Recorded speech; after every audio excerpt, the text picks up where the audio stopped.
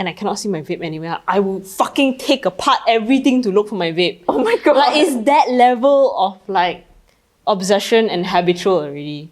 Would you rather give up vape or coffee? Fuck!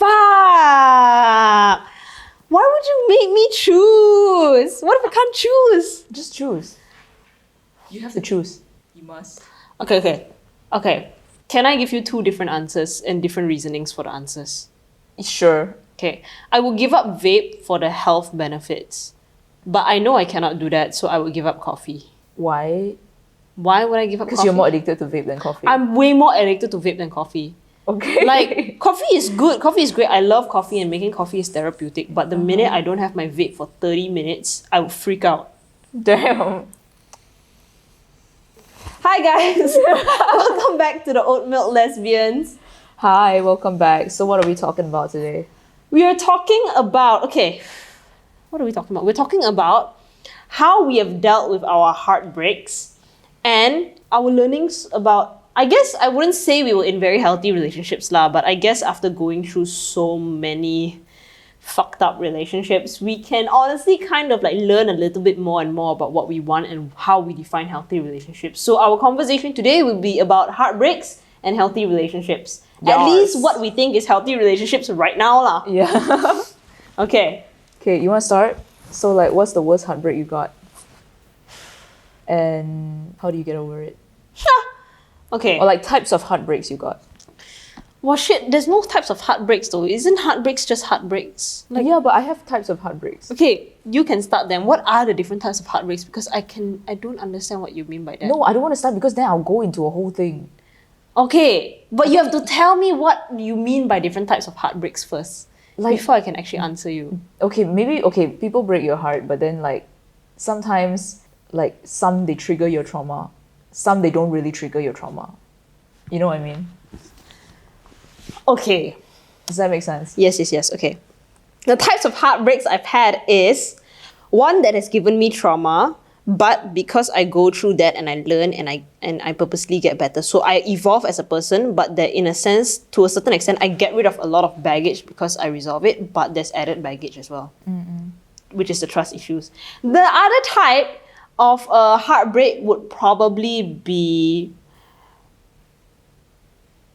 Honestly, they're both the same. It's just that one gave me the issue, another one made my issues worse, but also still made me a better person.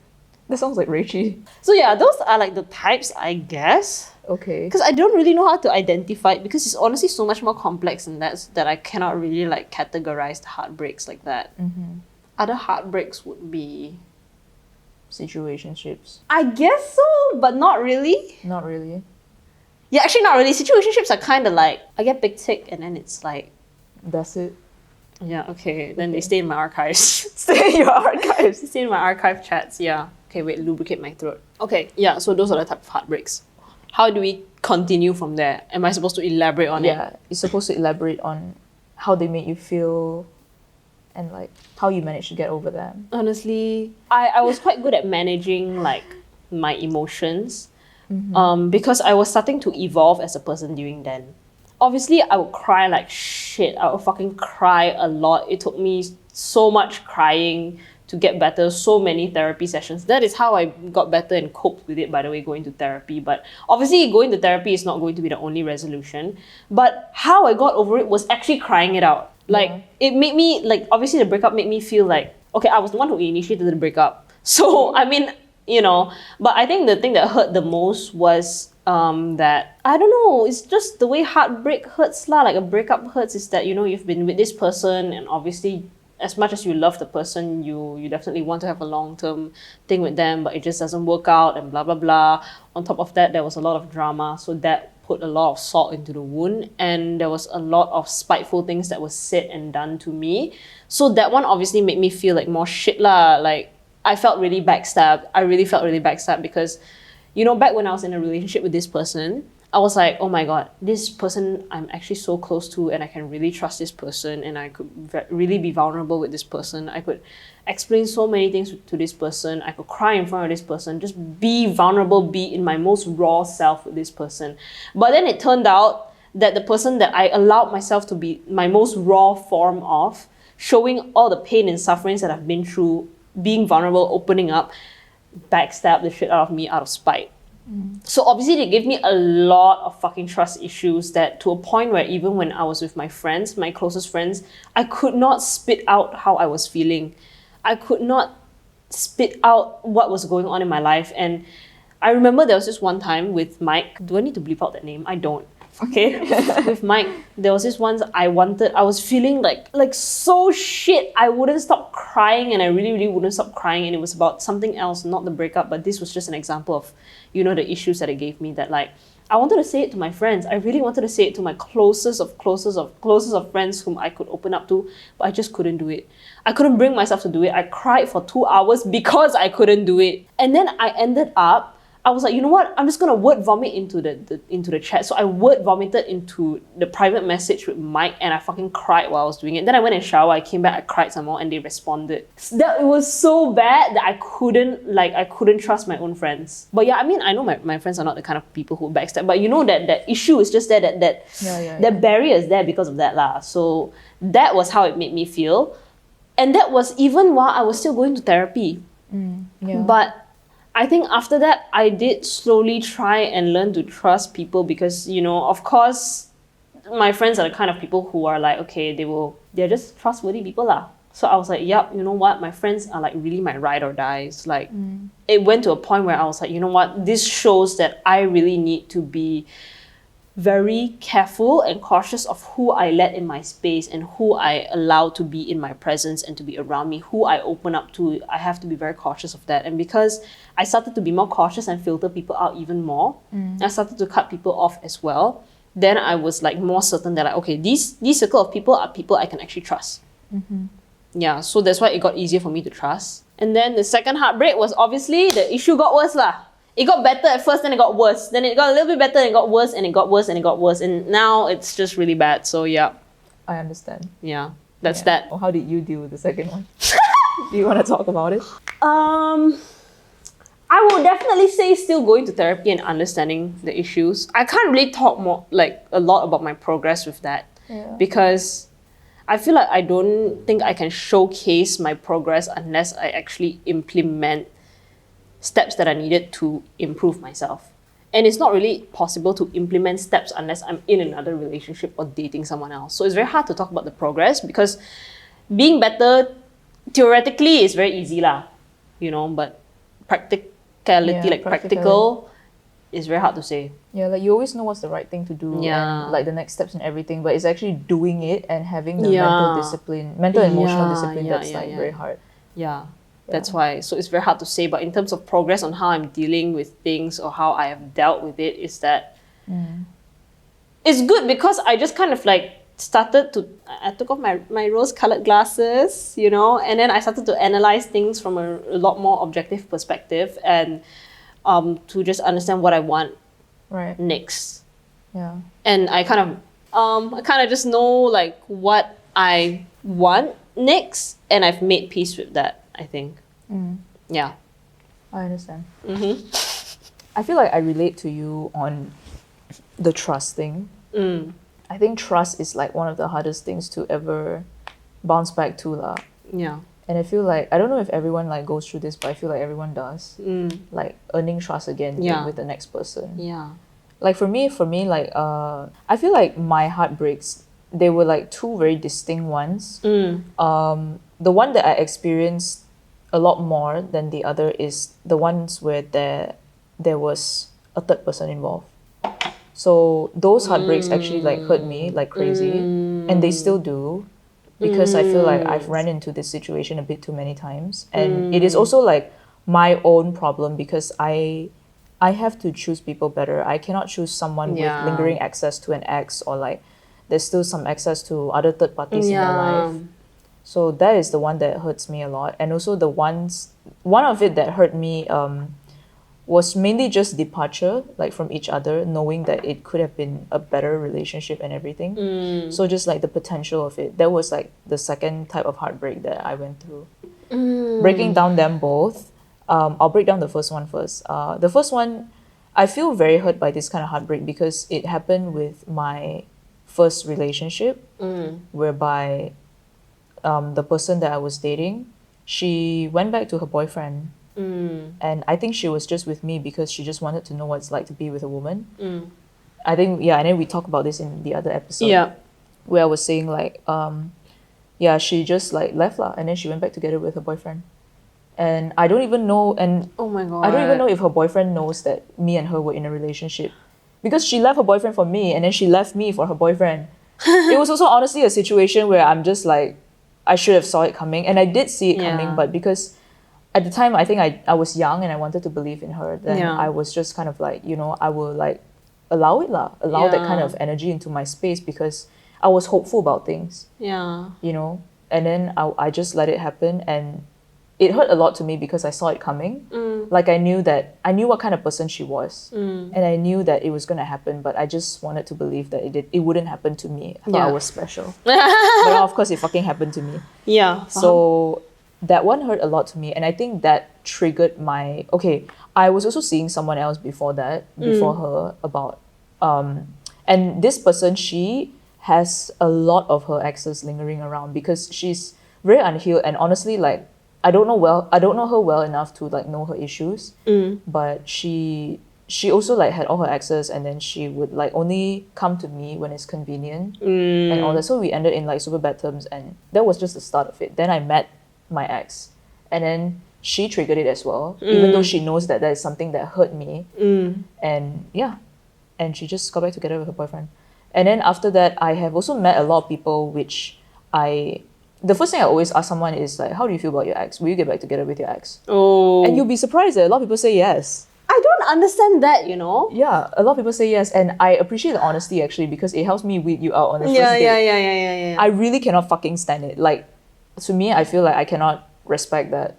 Yeah. Because I just feel like it's so pathetic considering a lot of times these stories that they tell me, the ex always like fucks them up or like is a very toxic relationship. What it tells me about you as a person is always that you have bad boundaries and you are like emotionally very weak. Yes, like, correct. You have no self-respect. So it is enough to tell me these three things about you. And that's why like usually when someone tells me that, I just ghost them like the next day. Yeah, I get you. Yeah. You're fucking putting this publicly now. Everybody knows how to talk to you already. Exactly. And I will know how to weed all of you guys out even more because I will explain why.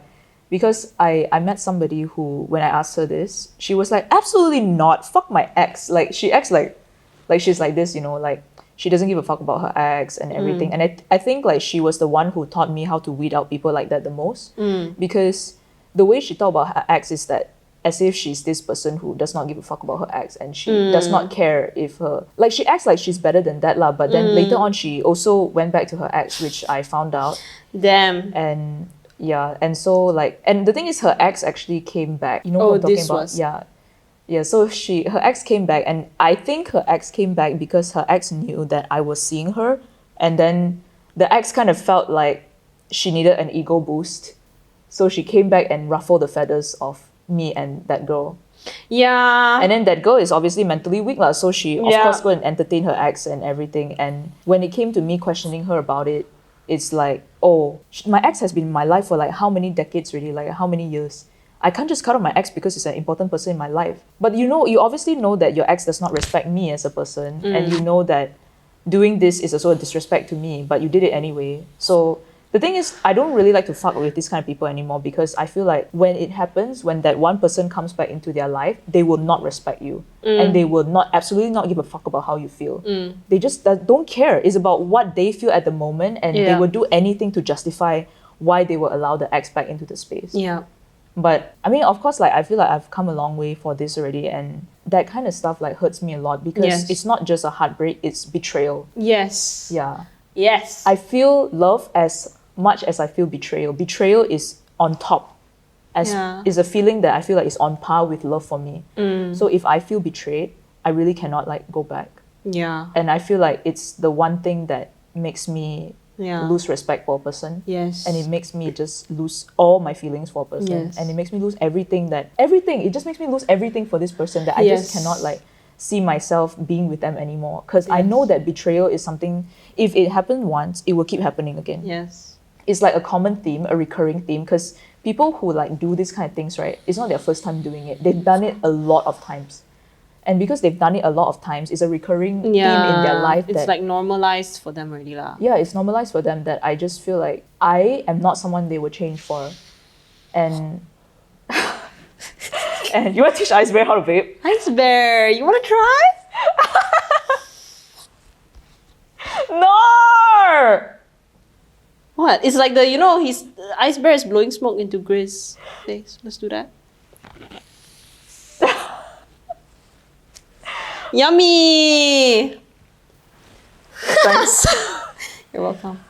Yeah, so I feel like to me, like how I see this situation and how I would absolutely not get into this situation. Now you all know like how I'm gonna ask you questions, but I'm not gonna ask these kind of questions anymore. It will be a different set of questions that I will have for them. Yeah. I think for me right now, like I'm very adamant about if I know that someone has not cut ties or lingering ex around, I would absolutely not. I will like not even entertain it, like not even try to give them the benefit of the doubt, even if I know that they have cut off the ex. So that's how I see it lah. And the second type of heartbreak that I went through was like one where I thought that it could have been like somebody that I got married to. And this was also with my ex, that I really thought that we were going to be endgame, because I felt like we were very good for each other and we were very healthy for each other. It was the healthiest relationship that I had. And I think, I don't know about how she feels, but I felt that it was a healthy relationship. And before we parted ways, we both acknowledged that maybe she feels about that differently now lah, because of other things that have happened after we broke up. But I think the heartbreak that I got from that was that I was just really sad that this could have been something more, and it could have been my end game lah. And it was just like really sad to think that, because I was like kind of set on it. I was pretty set on that relationship, I would say. I was like, I really saw it coming, because we've known each other like for so long, and then we've been friends, and then it's like we even had a good relationship, but yeah, it didn't happen. And so I was really sad about that. But also like it's never gonna happen again. Like I'm not gonna get back together with her because of things that happened after, which is so bad that I don't even want to say it. Yeah. It's so bad. But generally still I cannot even confirm if she did those things, but there's only like 2 people who would do those things. Is either her or like that other ex. I cannot confirm who did it, but even if she did it, I feel like I don't hold it against her. Like I'm not gonna be mad at her about it, and I just let it go lah. Yeah, it's I mean, if she did it, then okay, like it really hurt me, but yeah. I choose to let it go lah. Yeah.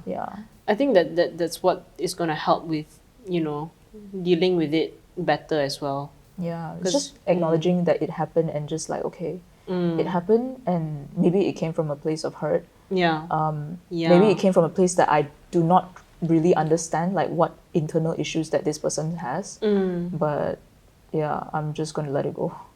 But anyway, those are the 2 fucking heartbreaks that I went through. How I dealt with them. The first one, obviously, I didn't deal with it that well because I kept running into the same types of people where there's a third person involved. So fuck that. I am never going to put myself in that situation anymore. That one, how I dealt with it, well, I've actually like followed a lot of dating coaches on TikTok and on like Instagram, and good to say that I'm not alone in these situations. A lot of straight women run into these problems too. Good for me. So it's like I would always like read about like what they have to say and all these things, and I feel like all these dating coaches, like they've helped so much in trying to help me like weed out these kind of people. That's why I know I don't have to just ask that question. There are like other techniques to know if a person will betray you like that ever again. Oh, okay. Yeah, share. I'll share the dating coaches with you. So there's things like that. That's how I've coped with that breakup. Understand. And I've watched a lot of all these like videos. And then for the second one, I just went to therapy for it. I went to therapy to like just break down my whole relationship with my therapist, and my therapist helped me move on. But also like I do agree that sometimes the hardest part is that you know what to do, like, and everything. It's more about how you practice it. And so I think like I don't know if I'll ever run into either 2 of these heartbreaks anymore. It's very hard to say, but I know right now that I am a lot more smarter and more that's great. Self-aware, and also like more aware of people in general, that I feel like it's a lot more easier for me to like run into these situations less and pick up this kind of energy from a person like from the get-go. Yeah. So that's how I dealt with it. Yeah, I think it's very, very important actually to, like, after the relationship ends, you break it down and you analyze the other party and analyze yourself, because then you start to like identify what is the root causes of all these behaviors of that person, and you understand the patterns, and you are able to psychoanalyze them better, which means you're able to psychoanalyze other people better, and you get better at it, so it's easier to like identify it from the get-go actually. So it is a lot easier lah. And I feel like for me, one of the biggest things that I've come to terms with is like just being okay with being alone, which is like kind of a remedy for my second heartbreak also, where like, let's say if you meet someone and then like, I don't know if I will ever meet someone where I will feel that way again, where I'm like, okay, I'm fucking marrying this person and it's set, and then it doesn't work out and I'm gonna like feel that kind of heartbreak of the potential again. Like, I don't know if I'll ever feel that again, but I feel like right now I'm more secure with that, because I feel like the psyche with that is just to tell yourself that it's okay to be alone and it's not a bad thing. I think you just have to keep like convincing yourself that. So that is my remedy for the second one. Yeah. I mean, well, there's 7 billion people in the world, so like... Yeah, but like how many percent of them are straight? I mean, are gay? Yeah, but there's so many people in the world, which obviously is going to be so tiring to go through all of them now. But anyway, the point is that there's 7 billion people in the world. Like, being alone is fine. And just taking your time. Yeah. Like, your next person is not going to be in Subang Jaya. Fuck off! So like... Oh my god. Yeah, but that's so true. But I don't know, it's like, it's so tiring to think about dating right now. You know? I feel so tired thinking about it. I'm just like, I have no capacity for anybody. Same. Everyone pisses me off. I know. Because like when you, like, the more you understand people and the easier it is for you to psychoanalyze people. When you meet people and you see the way they talk about situations, the way they talk about themselves, the way they talk about other people, the way they portray themselves, the things that they focus on when in conversations, you know. Like, you start to analyze it and then you understand like where it's coming from, and you can see that it's from such an unhealed place, and you can see all the baggage just from one conversation with them. Yeah. And it gets very tiring to like meet so many people and then you see these kind of things and then you're just like, and then you like that. You come to realize that a lot of the people that you meet, they don't want to do better for themselves. They keep saying that I go to therapy, I this and that, I journal, like, but when it comes to the actual application, they don't do it. So it doesn't, like, even therapy and like journaling is not even a good filter anymore. Like, that's a bare minimum. It is the bare minimum. Just because you go to therapy and journal doesn't mean you actually put in the actions to do it. Yeah, exactly. So which is why I just feel like even if I do come across these kind of people, like, I'm not going to be impressed by it, as you should go to therapy. Yeah. And please don't come for me saying that therapy is not affordable for everyone. There's affordable therapy out there. Y'all spend so much on so many other things. Yes. I'm really tired of these kind of comments. I know. I didn't even... Okay, I go to affordable therapy as well, dude. There's like 50 ringgit per session sometimes. Yeah. Like, you need to... Okay, and all these spaces, of course, like, you want to find like queer-friendly spaces, and there are therapy sessions outside, like, exist. Like that exists, you know. Like, it's not just like the cheaper ones. You don't have to go to government, by the way. We both don't go to government therapies.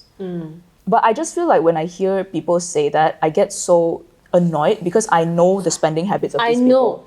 You spend so fucking much on the game, and then like you willing to spend, you flex how much 4 figures amount that you spend on this and that, but you're telling me that therapy is not affordable for everyone?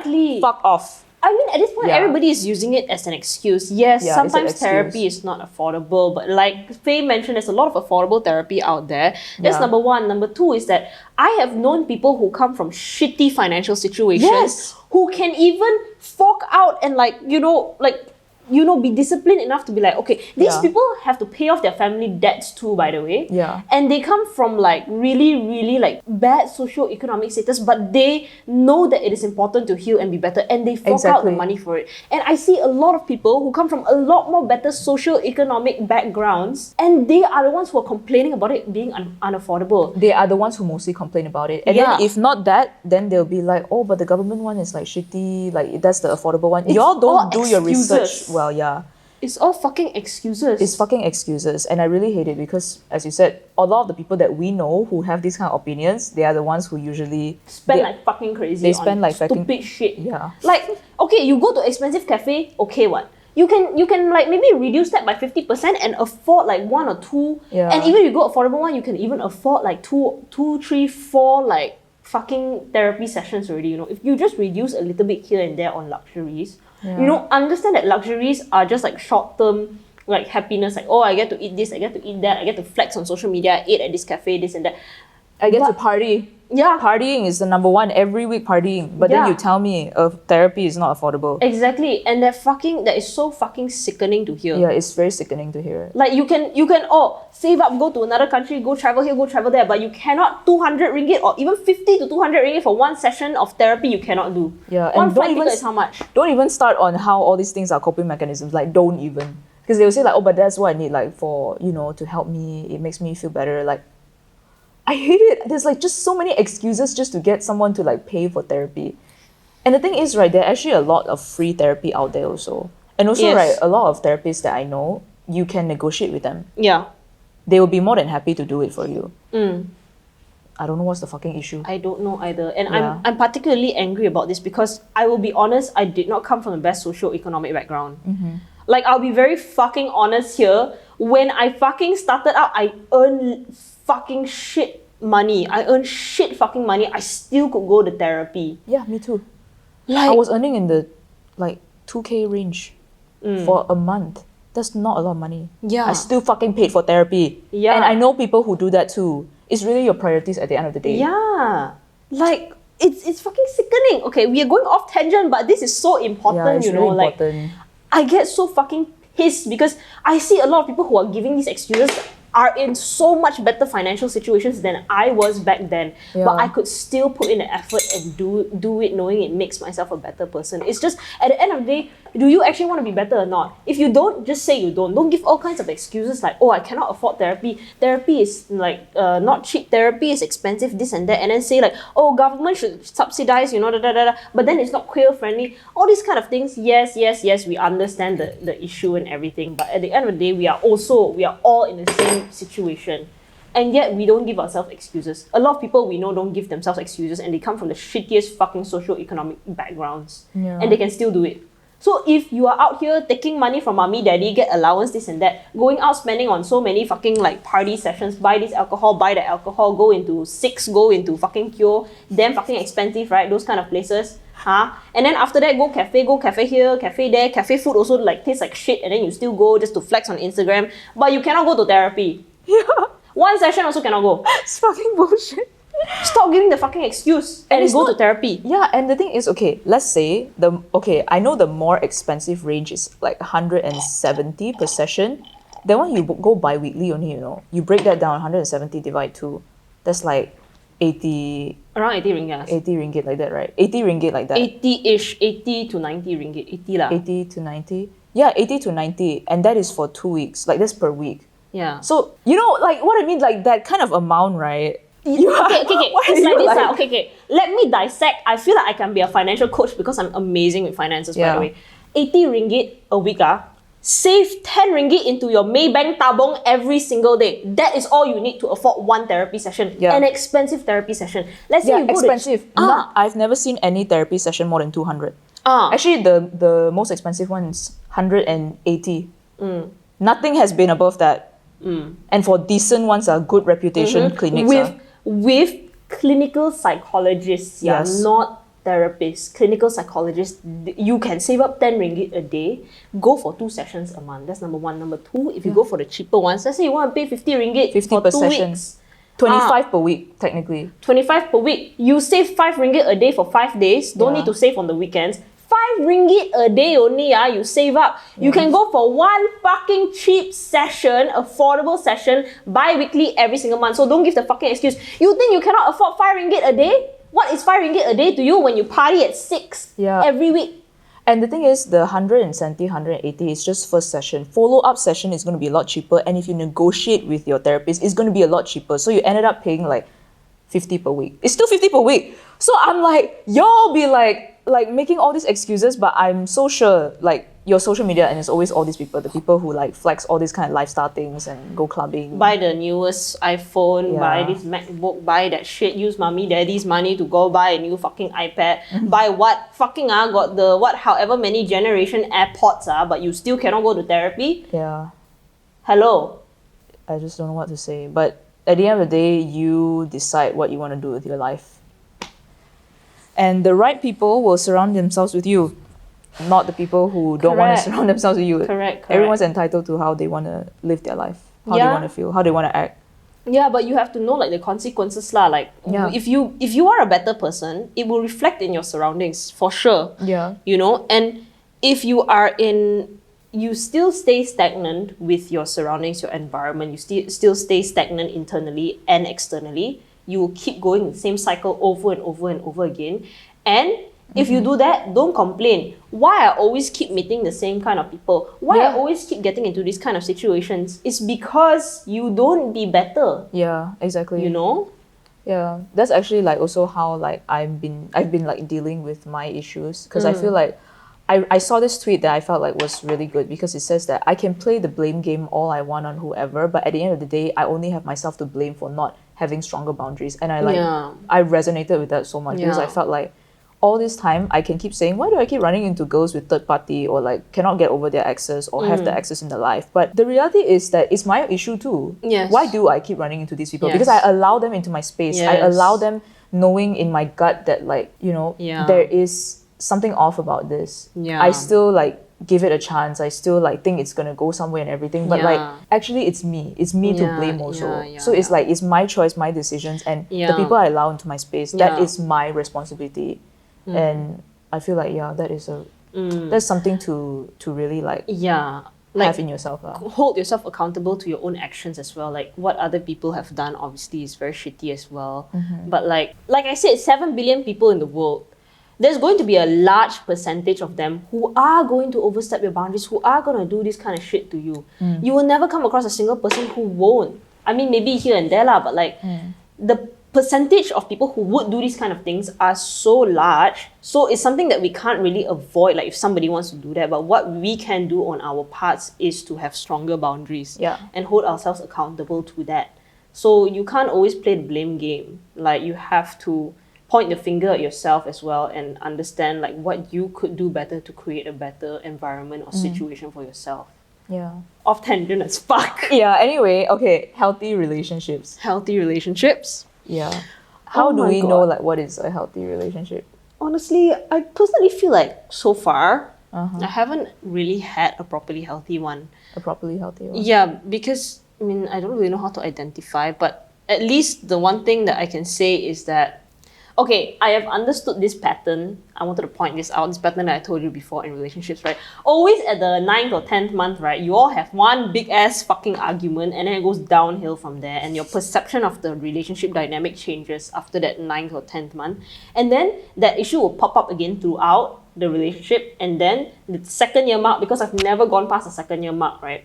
At the second year mark, it fucking dies, because that's when it gets like fucking hard that you cannot stand it anymore. That's what I realized. Yeah, so I have never experienced a healthy relationship, especially past a 2-year mark. But I can definitely say that with each heartbreak, I get to identify even further and more elaboratively what I know is a healthy relationship and what is needed Yeah. by the other party and myself to have a healthy dynamic lah. Yeah. Yeah. I totally agree lah. I feel like for me there's like a lot of ways to identify like what a healthy person or like a healthy relationship should look like. But for me, I think what I always fall back to these days is, will my dream person do that? Will my dream partner do that? Is this how my dream relationship should be like? You know, and the thing is like, okay, because I've never been in a healthy relationship. Well, I have the second one, but something happened after that. But like, I feel like for me, it's more like I feel like people who have been in healthy relationships might not agree with me, because they'll be like, oh, like you can't expect everything to go this way, that way, you know. But I feel like I should at least have some sort of standards, which I feel like right now my standards are not even like way too high yet. It's high, it's a lot higher than before, but like it's still like if the person that is supposed to be my ideal partner is not even doing all those things, like why should I fuck with them? Yeah. So like that lah. I think in general, because the standards are very low across like everyone's standards are very low. So when like you say things like that, obviously it sounds like it's high, but actually it's the bare minimum. Yeah, it's the bare minimum. Fucking Can hell. you imagine the bare minimum standards being considered? Wow, so high one your standards. You all need to fix your shit, man. Those are not high standards. If you say that, that means you guys have terrible fucking low ass fucking standards, and you should like look into that. 50 ringgit one session go. Yeah. But yeah, I think like a healthy relationship, at least for me, is that what I look for in a person is that I think they need to, it's pretty similar to you, they have to be solid. Solid. That is what is missing in everybody nowadays. Yeah. People are not solid and people are not actually reliable. They're That's not what I reliable, yeah. realize. Yeah, because it's like, for me, I feel like, okay, people can say all kinds of things. They can be like, Yes. I'm this, I'm that, like, I'm all that. Like, they can act a certain way, but then when it comes to the actual situation, then they don't follow through with what they initially say. Then you call them out on it, then they'll be like, huh? I said that ah? Nah, you fucking said that lah, shut the fuck up, wait. Like, Yeah. I'll get so pissed at that. And I feel like so far, that's like literally everyone I ran into except one person. So it's like, I just don't understand when I run into people like that, I get very, very turned off. Because I just feel like, for me, it's very important to know if a person's words is reliable. You cannot just say shit and then be like, then suddenly there's 101,000 things that you can say that is not that. Yeah. Because it gives me the sense that, okay, let's say we are still in the talking stage or something. At least if I know that you are this kind of person, I know that I can count on what you say. And I feel like that's enough to show me like your character. You know, because you know there's this saying like you shouldn't date like someone who's just good to you. You should date someone who's objectively a good person. And I really believe in that. I feel like I can't, like, if I know that my partner treats other people differently but they treat me well, they're going to treat me like all these other people one day. Oh my god. Actually, yeah, that's so true. Yeah. So, but if you know that this person is generally a good person and they have like values, they have character, they have like standards, right? They're just like that. They don't treat, you're not special. You know, and I think that's my issue last time. I was like, oh my god, like maybe because I'm special, that's why they treat me well. But no, when the time comes, they're just gonna fuck you up like everyone else. When the feelings die off, when it's past like the, what do you call it? When you're no longer a shiny toy to them. Yeah, when you're no longer a shiny toy, when your honeymoon phase is over. Then that's when they don't even give a fuck about how you feel anymore. Yeah. So I just feel like, just attracting somebody who is like objectively a good person, and I know that they're like all these things is the most important thing to me. Yeah. Because I feel like, okay, therapy, that's one thing. I've come to realize a lot of people do go to therapy, but they don't actually, be better. Actively put in the work, yes. Yeah. So therapy is no longer like a standard for me anymore. Anymore, like you must go to therapy. Yes. Like, or you must have gone to therapy. Yes. So yeah, that's how I know like I can guarantee that a person is going to be a healthy relationship because you know what to expect from each other. You know? Yeah. You know, like how, like generally everybody say like, oh, communication is important. I want to point this out, by the way. Communication is important, this and that is important. But right, communication is fucking useless if nobody understands what the fuck you are saying. Like, oh my god, I've experienced this and it's so fucking annoying, right? Communicate 10,000, 20,000 fucking times, and then nothing is done about it because the other party doesn't understand or doesn't want to understand. Yeah. Then like, that's why like, okay, yes, communication is important, but communication is absolutely useless if nobody does anything about it and nobody understands it. So I think it's not just about communication, but actions that follow after. And being intentional about your actions, being intentional when you sit down and you talk to each other. And it's not just that as well. The actions and everything that you put in, you also have to be strategic about it. You have to be strategic about like the directions that you're going in together as a couple and individually as well. Like, it's not just about fucking communication and the fucking shit that everyone says, the thing that mass majority say, communication and whatever the fuck lah, okay? Like, it's so many different things, and it's also about being on the same wavelength. I feel like same wavelength, like a lot of people, when they hear the word wavelength, they will think it's very simple. But it's not actually that simple, because the term wavelength is just one word. They'll be like, yeah, I think I understand it, but there's so many different levels to being on the same wavelength. And it's not just about like everything I said just now. It's also about, what was I going to say? Yeah, it's also about being solid, being solid, reliable. Yes. Grace! I'm so sad. I'm so sorry, I keep abandoning him and neglecting him. Yeah, and being like, okay, here's one thing that I find very important now, because I realized that like I'm a kind of person who will, when I say something, I say it with my chest. When I say something, I know I mean it, and I will do it. And because I've seen this in my dad, whom I admire a lot as a person, like, because he's a very good husband, I would say.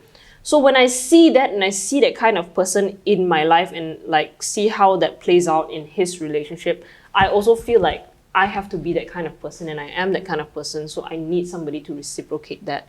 Like showing up. Okay, here's the thing, understanding that relationships are an obligation. An obligation. Like a lot of people think that like it's so tiring and all of this, but what I really believe is that like truly loving someone is doing things when you don't want to do it.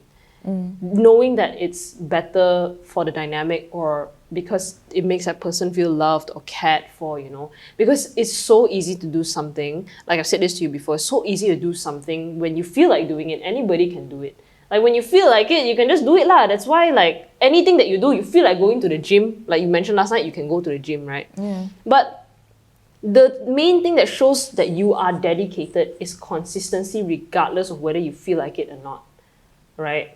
That is how, I'm just going to go off tangent a bit. Because I always use this as an example. For me, do I feel like working a lot? Do I feel like, you know, putting in so much effort into my career? Of course I don't. Like, it's not an easy thing to do, but I still do it and it has brought me places. Like, I use this as an example all the time because I truly understand consistency regardless of how we feel. Yeah. So it's all of this very fucking long ass list that I mean wavelength. Same wavelength is all of this entire fucking list. Yeah. So yeah. I feel like that's one thing that I also find that is like so hard to find, especially with lesbians. I don't know why. I feel like with straight people, right? Because straight people, they have a default way in life. That's why they are like, they don't give a fuck. They're like, okay. You look like you're dressed in winter. I know, right? Hi guys, we're back again. Because the audio for this video is also fucked up. So you see this for about 3 or 4 episodes. Yeah. As I was saying, like, I feel like a lot of dating coaches, they tend to be in straight spaces. So people tend to know like what to do whenever like you encounter relationship problems. Like I think generally like straight people, like they understand that to have a healthy relationship, you need to put in consistency, you need to put in like the hard work and there's this like, there's a lot of advice like this going around that helps people navigate dating better. Whereas I feel like for queer spaces, there's not a lot of dating coaches out there. Yeah. You know, and the thing is, right, with like the lesbian space, there's always like a lot of room for ambiguity. And there's a lot of like gray area and sticky situations. And one of the things that I fucking hate the most is that whenever I go on dating apps and I match with somebody and I end up finding out that they're actually in a situationship for like 4 to 5 months already. And then they're out here like, and the thing is, right, it's not that like, okay, you do what you want to do, but it's just that like, it's always, why is it that we always have so much of these sticky situations? You know, because I don't know what happens in their relationship. I don't know if this person who's talking to me is the one who wants to open things and the other partner is hurting because of that. Like, I don't know all these things. You know, like you have every right to like open your relationship and everything, but I try not to get into all these sticky situations because I don't know what's happening on their end. And also like, obviously I potentially don't want to be a homewrecker lah. Yeah. You know, and I feel like in the lesbian space, because it's always like a lot of these gray area things that people, they don't DTR. And it causes a lot of problems in the relationship. Yeah. Because I'm so sorry, but eventually people are going to face jealousy. They're going to face like emotional, like they're going to get more emotional as the relationship progresses and things will end up being intense. So I just feel like it's okay to DTR sometimes, and it's also okay to like DTR as in like define the relationship. And it's also okay to like set rules, even if they seem strict or anything, like it's set it. You need to like set out rules so that you don't get disrespected or you don't get hurt in the relationship. And you don't end up like bringing in a third party who's going to end up fucking up your relationship with the person anyway.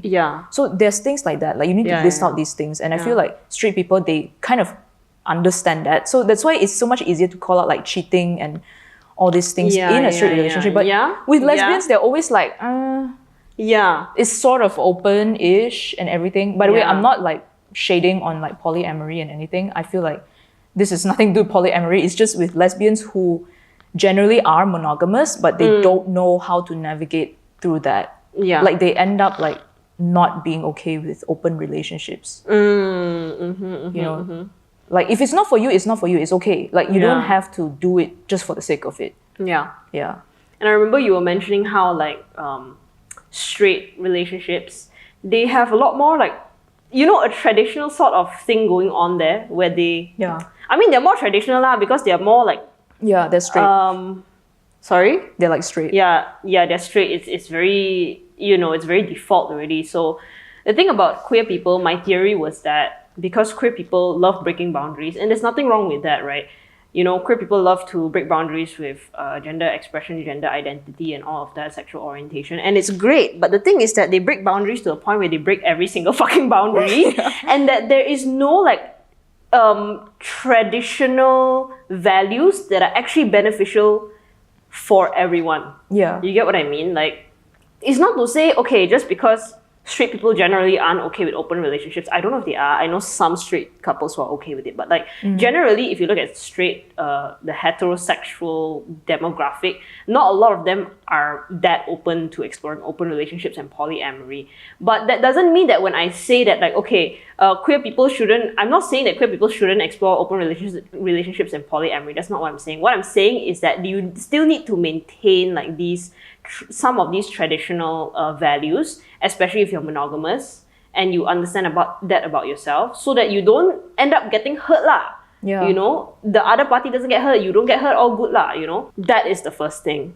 The second thing I wanted to mention is that when I was watching back the video, I was realizing how I keep referencing my career and everything. But one of the things that I find amazing when you look into relationships is that, because let's say I'm referencing my career or my business, how I was telling you about, okay, when I analyze business, it's like after 3 years it's more stable, after 5 years it's like that, after 7 years it's like that, after 10 years it's like that. And I keep bringing in logic from these places. For example, writing contracts and having things in black and white, and that benefiting relationships. The reason why I reference all these things is because these are things that have been practiced over and over again in another aspect of life, obviously, but they work and they are from a more logical point of view. So of course, everything in life, yes, it's especially relationships, they're more emotional, right?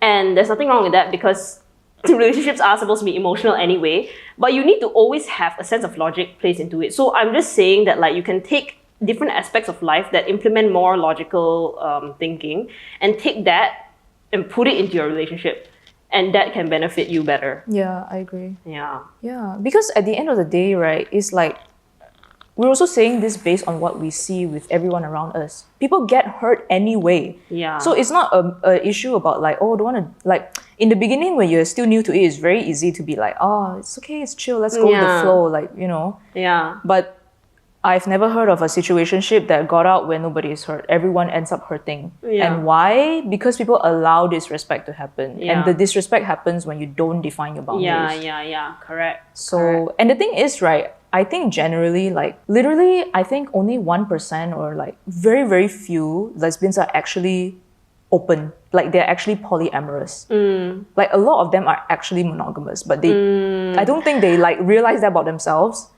No, they just pepek han lah. Pepek han is one thing. Yeah, that means vagina itchy. Yeah, pepek han is one thing. Yeah. And but they pepek han, but they will get hurt if it's done to them. Exactly. So you guys are sorry. You guys are whores but territorial. What the fuck? Yeah. Oh my god. It's like they want to pepek han everywhere, but if their partner does it, they will double standard. Oh, how can you do this to me? And then they'll get jealous. They'll get hurt. Hello, if you are actually polyamorous and into these kind of things, then you will be okay with it both ways lah, Yeah. It's so fucking double standard. It's just pepek han, and then you guys don't know how to define it. Yeah, exactly. So it's so frustrating, Anyway, TLDR, don't be a third party. And if you see sticky situations, absolutely do not get involved in it. It's going to do you bad, and it's going to do that couple bad as well, whatever the situation is between them. Yeah. I love how we are recording this for the second time and we can still say it so passionately. Yeah, because I'm fucking annoyed with this. It's a lesbian problem. It is a lesbian problem. It's fucking annoying. Yeah. You all need to understand yourselves better. Please understand yourselves better and know how to define whether you are pepek han or you are polyamorous. Please know the difference. And if you are pepek han, you have to fucking live with it. A commitment is a commitment. A commitment is a commitment, and if you want to go out and be the way you are, then you need to expect your partner to be pepek han as well. Yeah. It sounds very personal. It is. Yeah. Actually, it's personal for both of us. It's personal for both of us. We have both experienced pepek han partners. Yes, we have. And y'all just lucky that we didn't raise up anyone. For real though, Yeah. like if we fucking risked up people when you pepet han and we also want to like one up you when we pepet han also Yeah. you all are dead already, you You're know. all dead. What the fuck, way? I'm salty, but okay. Anyway, any fucking way. That's all. That's Please all. proceed to watch the next ones. Have fun. We'll see you again. So I hate this, like, I really hate this thing. I hate this, like, no labels, like, whatever, situationships, all that. Because the thing is, I do understand why, like, people do it too, which I feel like I can see it because, like, mainly it's because they've been hurt and they don't want to, like, pressure each other. They want to, like, go with the flow and not, like, not end up, like, burning each other to the ground because of too many expectations. But I think there can be a healthy balance to that, though. Like, finding the balance between, like, being too extreme with expectations and also being, like, you do whatever you want. Free will. Yeah. So, like, why can't we just be in the middle? Yeah, no, I think that a lot of people struggle with finding a balance in anything. In anything lah, really, like, because when we want to do something and we see the benefits of it, we think like, oh, we do that to like the end of the spectrum and then it brings even more benefits, but actually, like, you just need to do a little bit of everything. Yeah.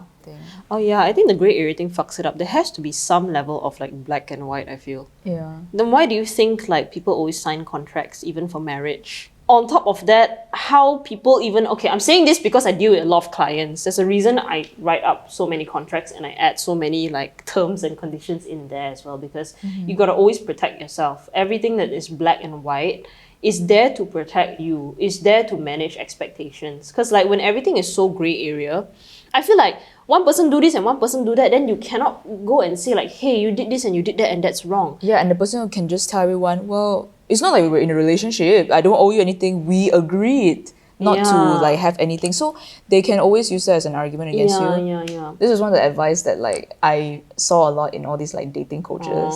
And they were just like saying about how like when you put yourself in all these kind of situations, you just disrespect yourself. And I see it. Like I actually see it now. Yeah. And I'm never gonna fucking do that anymore lah. Yeah. So yeah.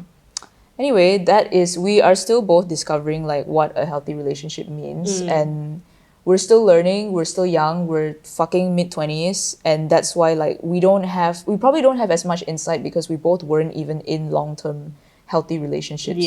So we don't know much about that, and we don't know like what are the ropes to it.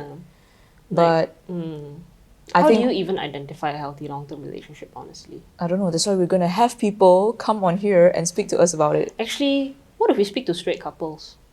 Straight couples? But I already know what's the answer. I already know because I always talk to straight couples. I know what's the answer. What is the answer? Consistency, communication, open, and like, you know, a lot of things lah. But I'm pretty sure if you heard it, like, you would know. But I think with lesbians, the key to a good long-term healthy relationship is stay away from the fucking community. Actually, yeah, I feel that too. For real, it's like all the ones that we found out like are in long-term healthy relationships and like 7-8 years, they're like, oh, I'm not in the circle. Yeah, they are just like hidden somewhere else. They're like isolated on an island or something like that. That is the fucking key. Yeah. You know, that's one see thing that. I can identify as a healthy relationship for lesbians. Like, that's one factor. Because everyone else who's in the circle, truly though, everybody who's like Nobody's- very active in the circle is nobody's like, in long-term healthy relationship. yeah, and there's so much drama all the time. Yeah. And the ones that the people that I've met who are barely at all in any drama and who are the most level-headed ones, people who I've met who are level-headed as fuck and reasonable as fuck, think that there is no community. Yeah, They're the like, thing is- oh, we're unicorns. I'm like, huh? But yeah, the most level-headed ones don't even know that there's a community one. They don't even know anyone there. Yeah. Because you don't have all these like people to go and ruffle the feathers. Yeah, that's true. That's why. That's true. Yeah. That's so fucking true. That's one thing I feel like is an issue with the gay community. Everyone always want to ruffle everyone's feathers. You know, wanting to get an ego boost when you see this person like in a relationship or in a situationship. You want to ruffle the feathers here and there. It's everything that a lot of lesbians do, they're all just for ego boost. Yeah. A lot of lesbians have a problem with ego, I feel. Yeah. Everything they do is for ego boost. That's why I'm so like certain the reason why these relationships can last, because you don't have all these people trying to ruffle their feathers. You don't have like home wreckers, you don't have like Yeah. situationship breakers, you don't Yeah. have all these like gray area issues like Yeah. trying to entangle you in. Yeah. And because we hang out with people like that, we also end up being like that because like everyone's like, yeah, you know, like gray area, yeah, that sounds nice. Then you end up being in a situation like that also. Yeah. But they figured it out on their own Yeah. without all these influences from the community. Yeah. I think also because, right, when you're in Fuck an my life. environment, you tend to adopt a similar mindset. Yeah. You tend to adopt a similar mindset. So, like, if you notice a lot of these healthy relationships, they possess a different sort of mindset and behavior towards relationships. Yeah, they have their own stance and their own like Yeah. beliefs and things. And I would say that it's very different from mass majority of lesbians who are active in the community. It's very different from their like mindsets and behaviors towards relationships. That's what I realized. Also, one more thing, I want to say that I think couples therapy is very good and very important. Because even though like I've only been to couples therapy like a couple of times, like I haven't truly, experienced the benefit of it. But from what I've known from one of my friends, wow, couples therapy is really like fucking life-changing for a couple. Like, yeah, they can go save the fucking argument for the fucking couples therapy, and then the therapist will be there to keep both of them like in their right mind. Because obviously, like when you want to argue, the time you argue, but it doesn't get anywhere because both judgment is very cloudy and everybody's defense walls are up. So it's Yeah. very hard to like achieve anything when there are two people there without a third mediator. So I feel like couples therapy is very important, and I cannot wait to try it out. I hope I never get there, but if I think it's going to always be like necessary though, because Really? people are so different in general. Like as much as you and the other person are on the same wavelength, value systems are different, and it's just like individuals who always need to go to therapy. Like we believe that like each individual person, no matter like you fucked up or you're not fucked up, you should go to therapy lah. I think it's the same situation. that's so true lah, actually. Yeah. So I think couples therapy is something that we cannot run away from either, Yeah. because it is needed to help both parties understand each other better. I think it's important. Okay, well. So we are going to couples therapy. Oh my god. Okay. Oh my god. Alright, thank you so much everyone for watching. And if you would like to share your heartbreak stories and also ways you've learned how to find yourselves in healthier situations and relationships, let us know because we're learning too. Yeah. Thank you for watching, guys. We'll see you in the next one. Thank you. Bye. Okay. Fucking cup Liu. So Okay. fucking pissed.